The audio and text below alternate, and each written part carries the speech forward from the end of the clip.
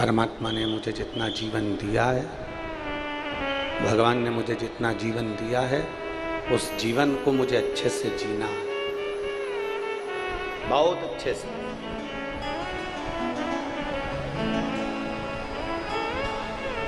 किसी को धोखा देकर नहीं, किसी को कष्ट देकर नहीं। अपनी जिंदगी को जीना है तो लोगों का भला कर कर जीना है। एक कथा आती है, चंद्रवंश में एक नंद नाम के राजा हुए का एक बेटा था जिसका नाम था धर्मगुप्त। क्या नाम है उसका? जम के बोलो जरा। धर्मगुप्त। चंद्रवंश के एक राजा थे नंद, जिनका एक बेटा था धर्मगुप्त। नंद राजा का बेटा धर्मगुप्त अपने पिता के बतलाए हुए मार्ग पर चलता था और पिताजी जो कह देते थे वैसा वो करता था। पिता के अनुकूल चलता। अच्छा, भगवान बनाता भी है ना तो बड़ा सोच समझ के बनाता है।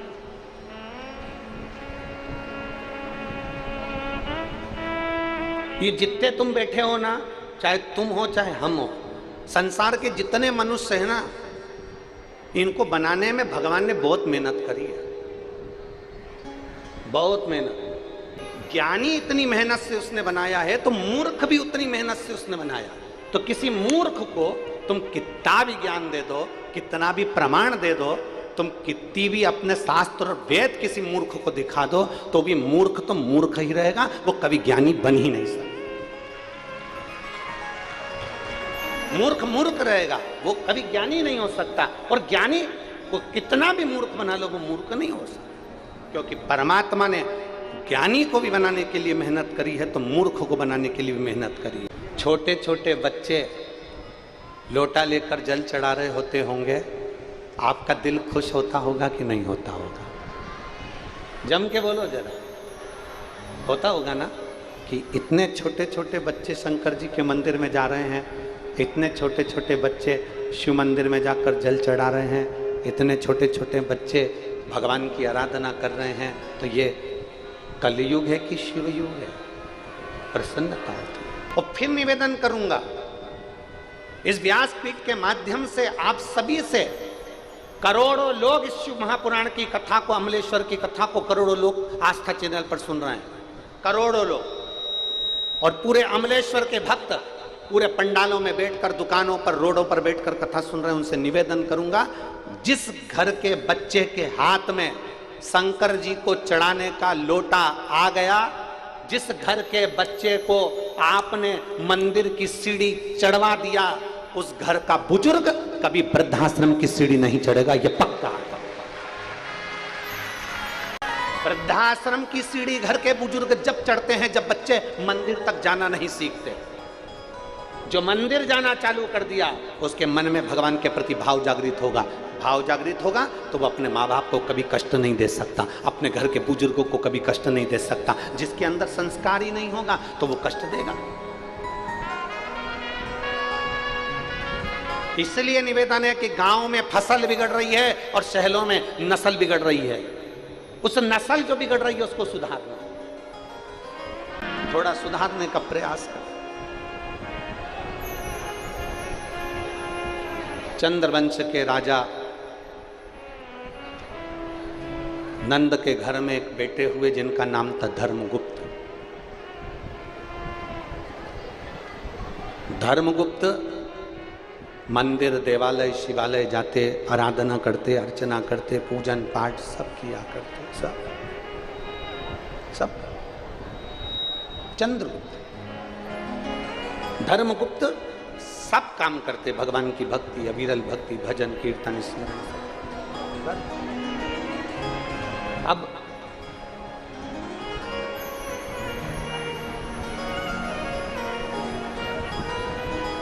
एक दिन धर्मगुप्त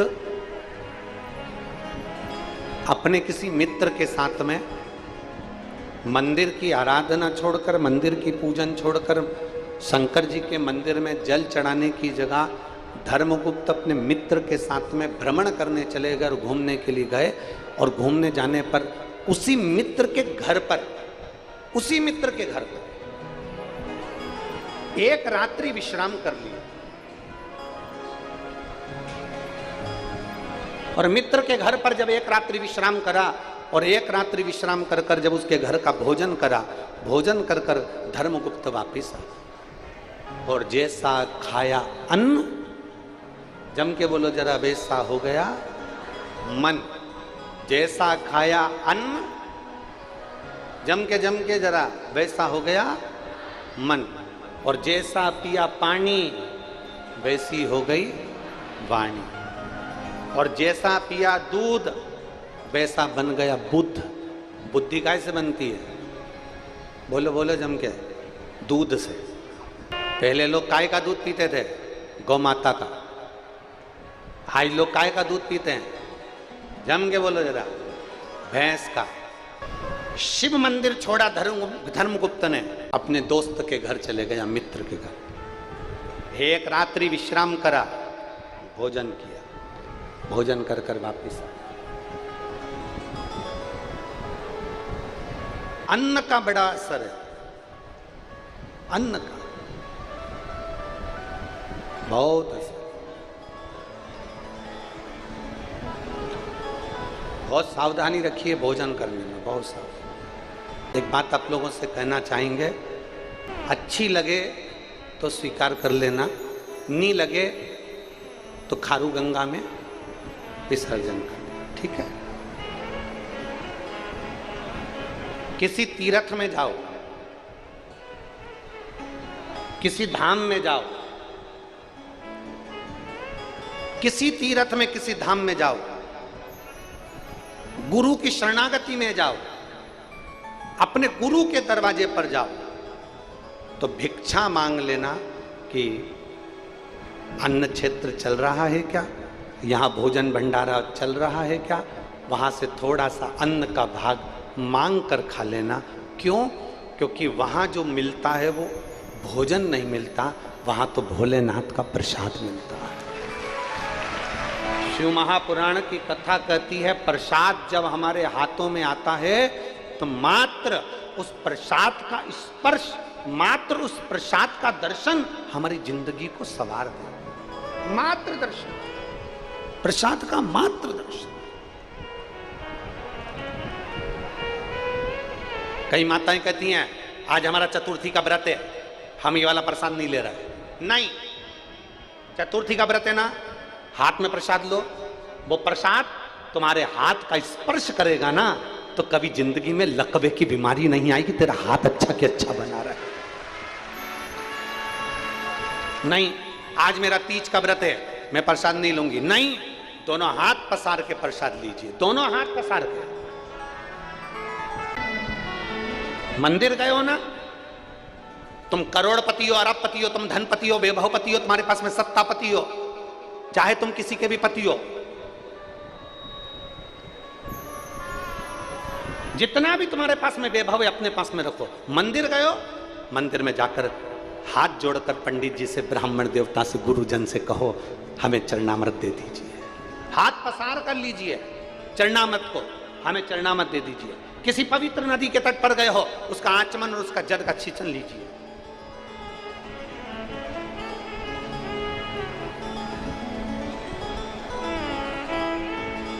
वो कितना फल देगा।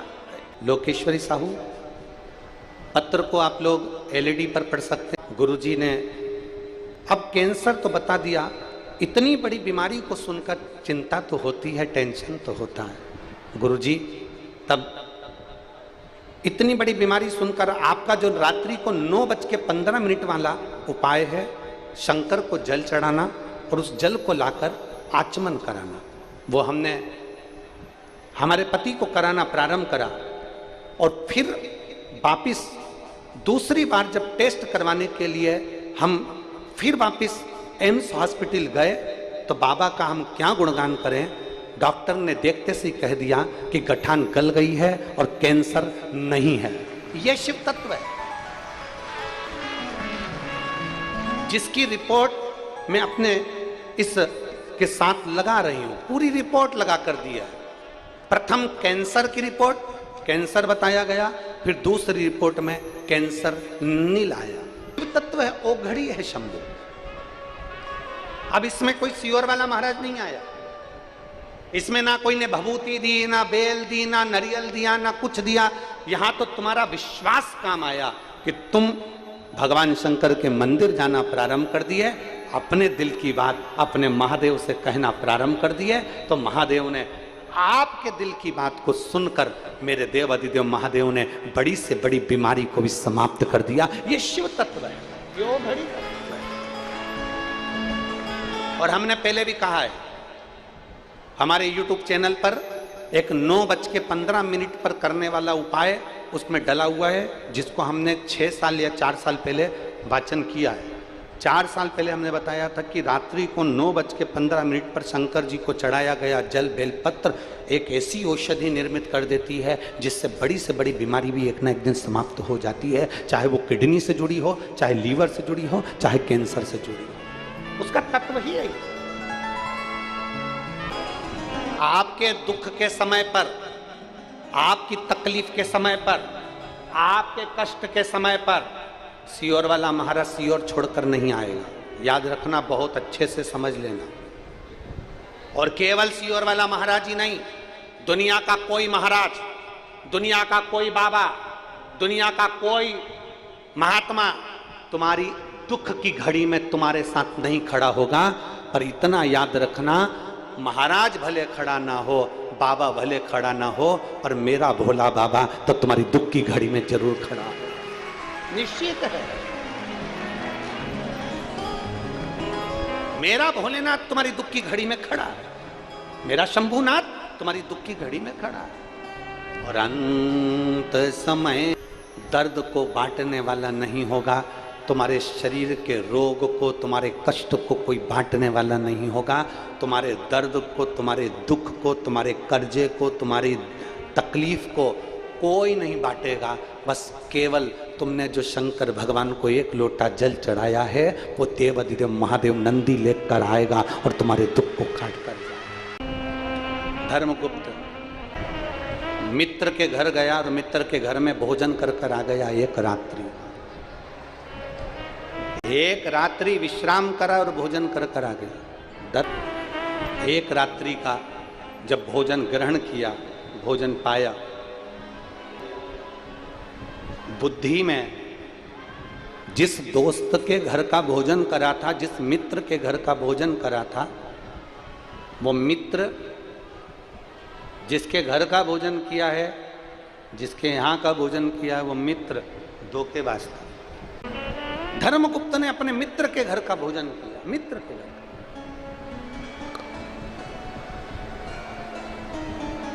अब जिस मित्र के घर का धर्मगुप्त भोजन करे थे, वो मित्र धोखेबाज था। दिखावा करता था राजा के लड़के के साथ में, धर्मगुप्त के साथ में दिखावा करता था कि मैं इसका हितैषी हूं, मैं इसका सहयोगी हूं, मैं इसका ध्यान रखने वाला हूं। ये दिखावा करता था। और मेरी जीजियों, मेरे जीजाओं, मेरी बेटियों, बेटाओं, मेरी माताओं, भाई, ध्यान रखना, तुम एक बात का अपने भीतर एक स्मरण रखिएगा, अपने भीतर एक भाव रखिएगा कि दुनिया में अच्छा मित्र, दुनिया में अच्छा मित्र बड़ी मुश्किल से प्राप्त हो, बड़ी मुश्किल, बहुत मुश्किल से मिलता है। अच्छा मित्र बड़ा मुश्किल से मिलता। और जिस दिन देवादिदेव महादेव की कृपा से तुमको अच्छा मित्र मिल जाए, जिस दिन शिव जी की कृपा से तुमको कोई अच्छा मित्र प्राप्त हो जाए, समझ लेना कि भगवान देवादिदेव महादेव ही खुद उतर कर तुम्हारा साथ देने के लिए तुम्हारे पास में आए। अच्छा मिल जाए तो। और मित्र ऐसा नहीं चाहिए जो तुम्हारा मंदिर छुड़वा दे, मित्र ऐसा नहीं चाहिए जो तुम्हारा भजन छुड़वा दे, मित्र ऐसा नहीं चाहिए जो तुम्हारी भक्ति को छुड़वा दे, मित्र ऐसा नहीं चाहिए जो तुम्हारी कथा कीर्तन सत्संग को छुड़वा दे। मित्र ऐसा होना चाहिए जो तुम्हारा हाथ पकड़कर शंकर के मंदिर तक लेकर जाए और अच्छी जगह पर तुम्हें भी।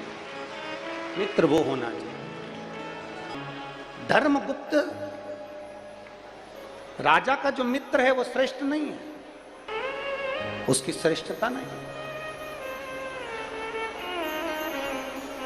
ऐसा मित्र से पाला पड़ गया, ऐसे मित्र के घर का भोजन किया उसने, ऐसा भोजन उसने ग्रहण किया अपने मित्र के घर का कि उसकी बुद्धि भी धोखा देने के लिए जागरूक हो गई। और हुआ क्या, धर्मगुप्त एक दिन वन में मृगा करने के लिए गया और वन में आखेट खेलने के लिए जैसे ही गया, जाते जाते रात्रि हो गई और उसकी बुद्धि ध्यान नहीं दे पाई कि रात हो गई। और आधी रात को वो घने जंगल में फंस गया। घने जंगल में फंसा, एक आम के पेड़ के ऊपर चढ़कर बैठ गया। घने जंगल में फंसा,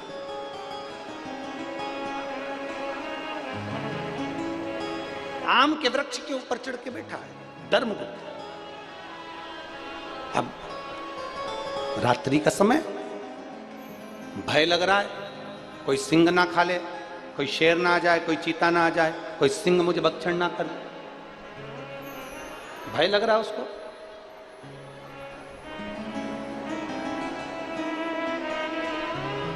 अब करे तो करे क्या,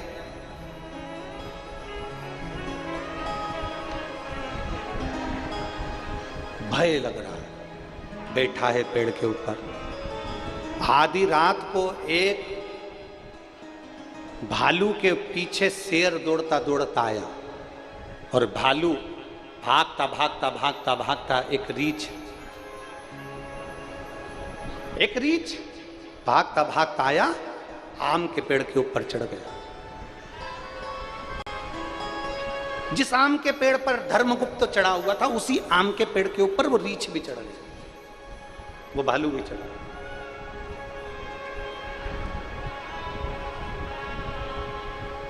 अब धर्मगुप्त को गुस्सा आया। धर्मगुप्त ने तुरंत धनुष और बाण उठाया और रीछ को मारने के लिए जागरूक हुए। इतने में रीछ बोला, मुझे मत मारो, देखो मेरे पीछे शेर पड़ा हुआ है, सिंह मेरे पीछे पड़ा है, ये शेर मुझे खा जाएगा, तुम चिंता मत करो, मैं तुम्हारा साथ दूंगा, मैं तुम्हें नहीं खाऊंगा। रीछ कहता मैं तुम्हें परेशान नहीं करूंगा। ठीक है, मैं भी इस पेड़ पर रहता हूं और तुम भी इस पेड़ पर रहो, मैं भी आम के पेड़ पर चढ़ा हूं, तुम भी आम के पेड़ पर चढ़े रहो, नीचे शेर है, आप और मैं दोनों मिलकर इस शेर को भगा देंगे, तुम चिंता मत करो, सो। अब रीछ ने कहा एक काम करो, तुम पहले सो जाओ, फिर मैं सो जाऊंगा, तुम जाग जाना। शेर नीचे है, अपन एक दूसरे का ध्यान रखेंगे। अब थोड़ी देर बाद राजा ने कहा, तू मुझे खा तो नहीं जाएगा? रीछ ने सौगंध खाली मैं नहीं खाऊंगा, तुम सो। राजा सो गया। धर्मगुप्त जैसे सोया, आधी रात को धर्मगुप्त की नेत्र खुले। खुलते से ही अब उसने रीछ से कहा, रीछ तुम सो जाओ। जब राजा सोया, धर्मगुप्त जैसे ही सोया तो नीचे जो शेर था, शेर ने रीछ से कहा, फेंक दे राजा को नीचे। रीछ कहता नहीं, मैंने इसको वचन दिया है, मैं नीचे नहीं फेंक सकता, मैं इसको धोखा नहीं दे सकता, मैं तेरे सामने इस राजा को नहीं फेंकूंगा। सो गया। राजा सो रहा है, रीछ जाग रहा है। आधी रात को राजा उठ गया, रीछ सो गया। रीछ से कब तुम सो जाओ, रीछ सोया। नीचे से शेर ने राजा से कहा, धर्मगुप्त राजा फेंक दे इस रीछ को नीचे, सो रहा है ये, फेंक दे नीचे, इस रीछ को नीचे फेंक दे राजा, मेरी बात मान ले, नहीं तो बाद में तुझे खा जाऊंगा। इतने में तो राजा ने तुरंत धक्का देकर रीछ को नीचे फेंकने ही वाला था। इतनी देर में उस रीछ ने एक आम की डाली को पकड़ लिया और पकड़कर रीछ उस आम की डाली को पकड़कर बच गया। और राजा से उस रीछ ने कहा कि धन्य है रे राजा, देख मैंने तुझे धोखा नहीं दिया, जानवर होकर, पशु होकर जीव जंतु होकर मैंने तुझे धोखा नहीं दिया, पर राजा तूने मुझे धोखा दिया, तूने मुझे धोखा दिया। राजन, मैं अंगिरा, मैं तेरी परीक्षा लेने के लिए आया था। आज मैं तुझे श्राप देता हूं राजन, पृथ्वी पर तू पागल बनकर जन्म लेगा। अगला जन्म जो तेरा होगा तू पागल बनकर जन्मेगा। राजा हाथ जोड़कर कहता है मुझे क्षमा कर दो, गलती। अंगिरा जी कहते हैं अगर मनुष्य का शरीर मिला है, मानव की देह मिली है, मानव का शरीर मिला है, तो इतना याद रख, जाकर पागल को देख लेना और अगला नंबर अपना भी लिख लेना कि अगला नंबर इस पागल की गिनती में हमारा भी होने वाला है, क्योंकि हमने धोखा दिया है। किसी को धोखा मत, जरा सी प्रॉपर्टी के चक्कर में, जरा से धन के चक्कर में, जरा सी सत्ता के चक्कर में, जरा से वैभव के चक्कर में, जरा सा नाम के चक्कर में हम एक दूसरे को धोखा देने के लिए तैयार बैठे हैं। जरा सी कुर्सी के चक्कर में हम एक दूसरे को लात मारने के लिए तैयार बैठे हैं। जरा सी प्रॉपर्टी के चक्कर में हम भाई भाई को नुकसान पहुंचाने के लिए तैयार बैठे हैं। और ईमानदारी से बोलो, अच्छे से अच्छे सूरमा शमशान में राख का ढेर बन गए।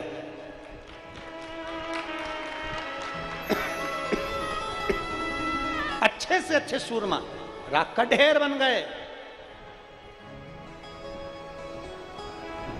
जब राजा रावण जैसा विद्वान, जिसके सारे ग्रह उसके हाथ में थे, रावण जैसा विद्वान जिसका धर्मराज और यमराज भी उसके हाथ में थे, उस लंकाधिपति राजा रावण को भी मरना पड़ा है।